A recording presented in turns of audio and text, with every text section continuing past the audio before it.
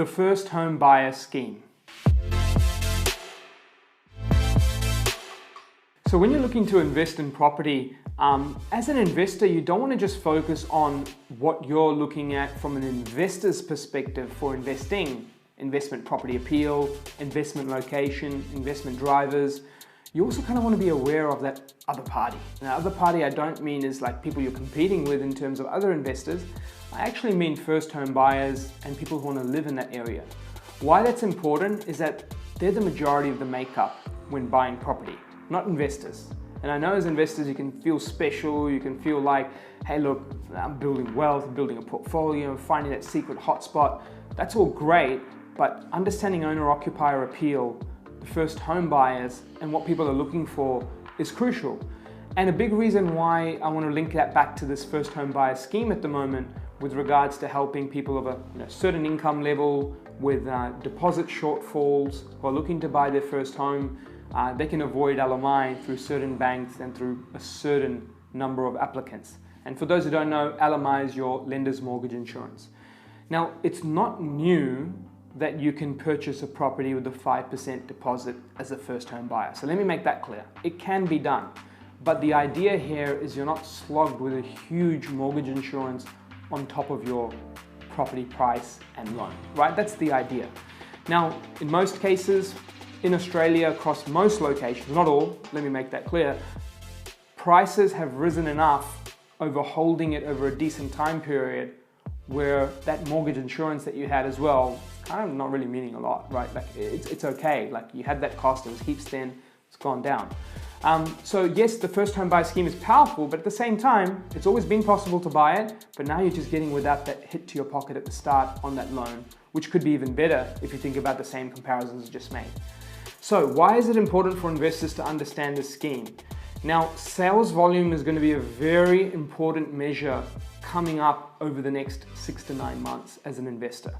And why you should look at it is imagine you've got 10,000 people, potentially 20,000 because of the financial year, not calendar year breakdown of the grant.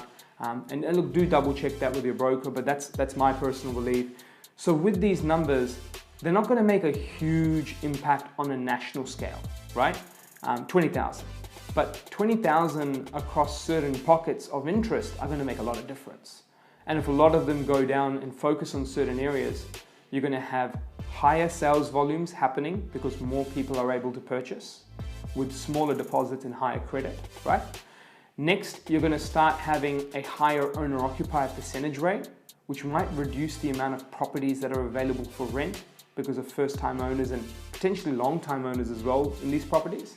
They're all usually, some may be brand new, some may not be. And then as a result of lower vacancy rates, you might see upwards pressure on some of the rents of these locations. And then because it's become popular, you may also start seeing days on market start coming down. Now that's a recipe for capital growth, having all these things happen, right? Now, it's not guaranteed that every first home buyer who goes through this application will buy in the same area, but where there's affordability, where there's options of choice, where there's a balance of work and lifestyle, some people will look for all three. Some people won't care about some points and only look for that one component, affordability. But when you're in this search as an investor, affordability is going to be so crucial and important. Now, it might make a very small dot on the national scale, but remember, you don't buy all of Australia when you look for your investment property. You're not looking for the game-changing Australian median prices to move. You're looking for this local area where I see sales volumes picking up heavily, affordable prices are being bidded on, and people that were, comfortably working through 400 to 500 properties or 500 to 600K properties, they're now starting to heavily accelerate the bottom end. But before you start going into these suburbs, those indicators I mentioned are important. The indicator that you don't want to be tricked by sometimes is median house prices. And why that's important during this first home buyer scheme is median house prices will always play an important role when you've got enough sample sizes. But with median house prices in areas where you start having a drag on more of the affordable end, that middle component may start to come down, and sometimes median prices may start to come down, right? And it may look like the suburb's losing value, but really you'll see a whole bunch of lower priced properties in high quantity really picking up the game. Now, eventually it'll start catching up and evening out because those lower priced properties might not be lower priced. They might start coming up and up and up. But really the behaviors are TBC for first home buyers during the scheme. What we do know and what I am seeing out there is applications are going very fast. So there is going to be a bit of FOMO, if not already, around what's happening with first home buyers at the moment. So consider sales volume, consider owner-occupier percentage rates, consider affordability, days on market, and then, you know, if these things are happening in certain areas, it may lead on to tighter vacancy rates with higher owner-occupiers, and also at the same time may lead to rental increase. Very strong contribution of data points for capital growth. So do check that out.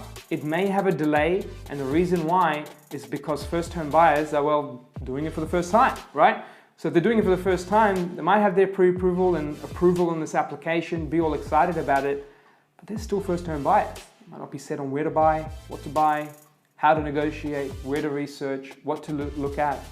And they may look at it as a, you know, very cautious decision and take some time over it, or they may look at it as a, you know, I've got to, don't have to use a lot of money here.